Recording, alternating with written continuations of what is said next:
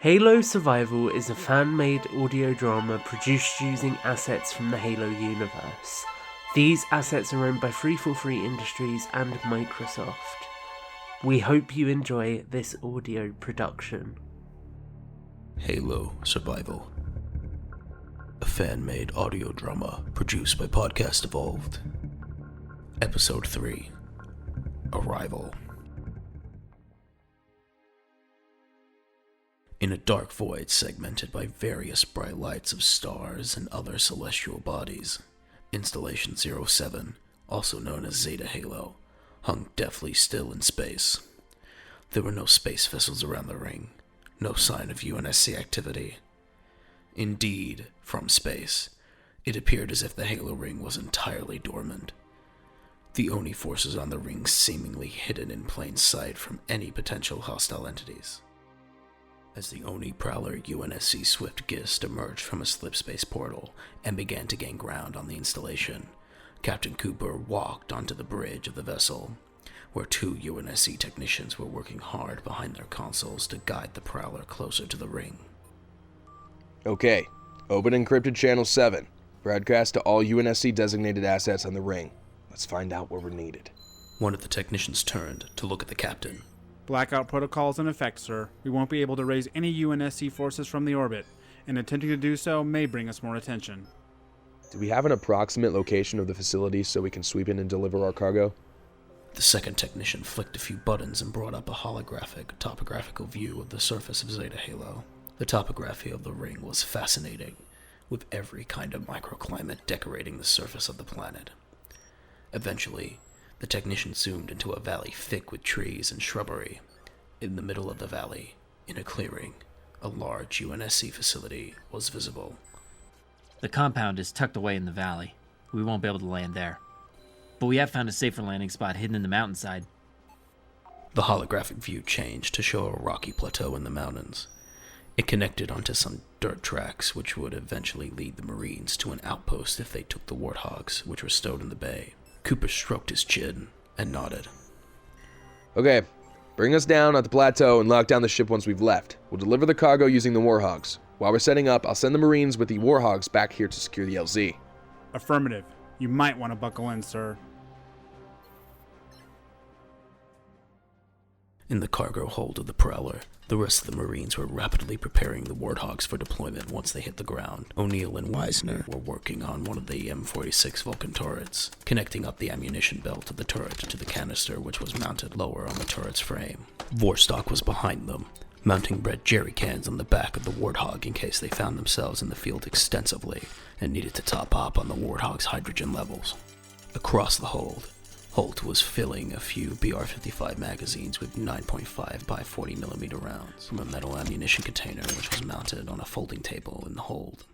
After she completed filling each of the magazines, she slotted them into pouches on her combat webbing, securing them in place ready for their deployment in the field. Hey Sarge, are we expecting trouble? Or are all these weapons just so we can look pretty? Holt placed the magazine she was filling on the table and turned around to face the rest of the Marines as they were talking. You've all heard the stories about the Halo rings. Unpredictability kind of comes with the territory. But the Master Chief was never deployed on Zeta Halo, right? This ring never got dragged into the war? You're right, O'Neill. Installation 07 never got dragged into the war. But that doesn't mean that it isn't subject of interest for other factions at play in the galaxy right now. You can never be too careful. Holt turned, walking over to Vorstock, who was still silent. Nat, are you okay? I know you're usually the strong silent type, but you haven't said a word since we got this mission.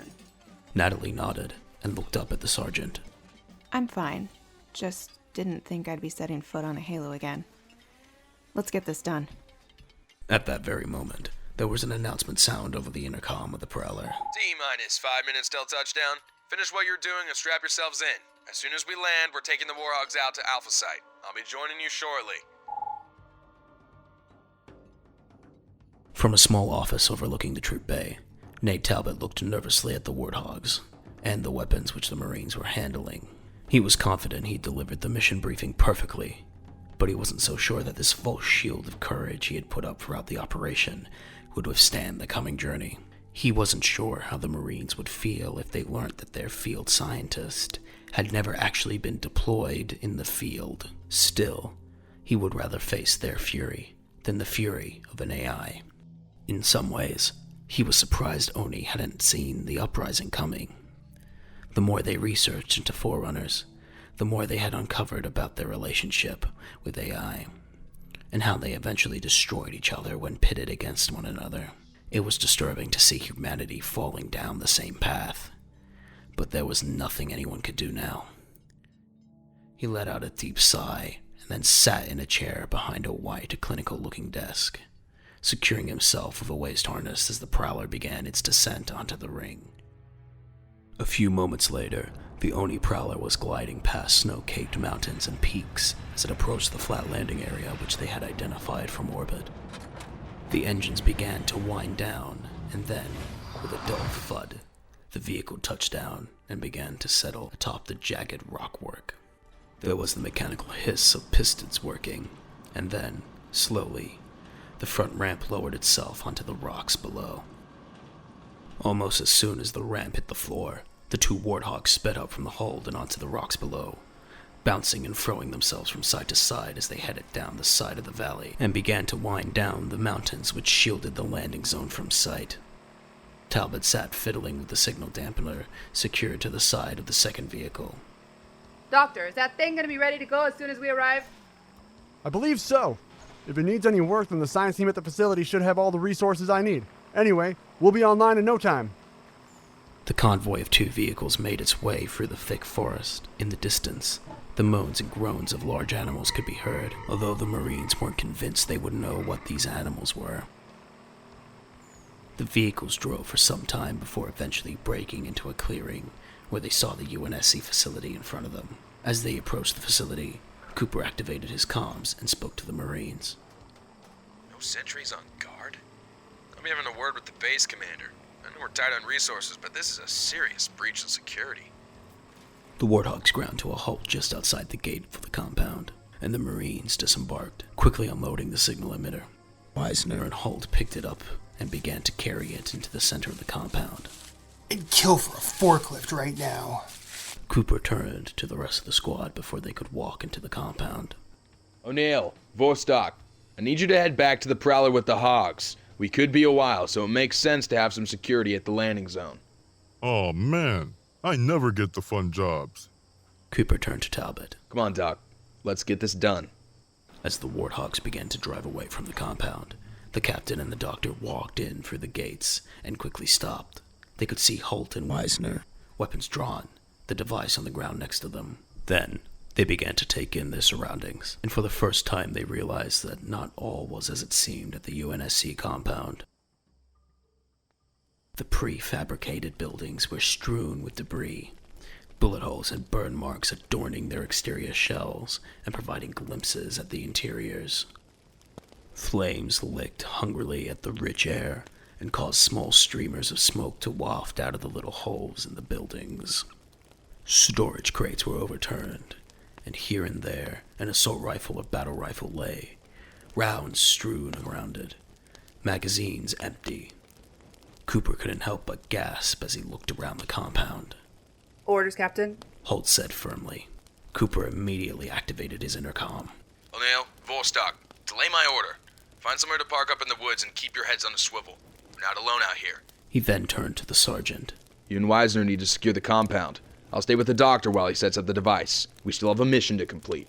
Holt nodded and motioned with a single finger forwards. Her and Weisner crept forward whilst the doctor moved into the clearing in the middle of the base and began to set up the device which was in his hands. He threaded cables and began to connect different aspects whilst Cooper crouched next to him with his DMR raised. Work fast, Doc. We don't know what's out there. Weisner and Holt continued to tiptoe through the compound with their weapons raised. Occasionally, they would find blood splatter and gore, which hinted that something even worse had occurred here. But there was nothing to indicate fatalities. It was strange. Judging by the amount of damage which the compound had endured, you would expect there to be casualties. But there was no sign of any UNSC forces which had inhabited the compound. They attempted to access the barracks building, but were met with a fire they couldn't get through, and had begun to creep towards the far side of the compound, where a field laboratory was established, when Holt motioned for them to pause. Did you hear that? They crept around the corner, and there they saw what they had dreaded. It was a sight Holt hadn't seen since the Human Covenant War, and she felt a knot in her stomach and anger bubbling away from the surface as she remembered all the friends she had lost to them. A pair of Jorahane, known to the humans as brutes, were stood overseeing a group of Ongoi, who were known as grunts. They carried weaponry and were admonished in a variety of different colors, with one consistent feature. All of the aliens featured armor which displayed the bright red logo of the Banished, a dangerous and deadly mercenary faction which formed in the wake of the war. Oni had been monitoring their activities for some time, but to see them here, on Zeta Halo, meant trouble. Sarge, we need to get back to the captain and get out of here, now. She nodded, and the two quickly retreated, beginning to move back to the captain and the doctor. They sprinted around the corner and made it back to the two members of their crew. Before they could say anything, there was an ear-splitting bloom as a fuel rod round exploded to the side of their position, sending green plasma searing into a building and causing debris to spit across them. Suddenly, more Banished forces emerged from all around them, approaching them from all sides. Plasma rounds and spikes came at them from every angle, and the Free Marines and the Doctor desperately found cover wherever they could, as the advancing alien forces continued to pepper them with rounds. It was clear. They had to get out of here, now, or they would die on this ring.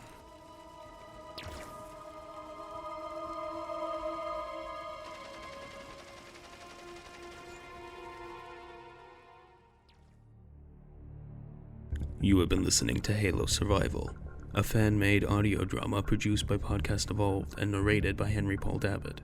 The voice of Captain Chris Cooper was performed by Cam 4K Studios. The voice of Sergeant Maria Holt was performed by Kirsty for Halo. The voice of Private Matthew Weisner was performed by Matthew Keel. The voice of Private Dan O'Neill was performed by Demetrius Hazel.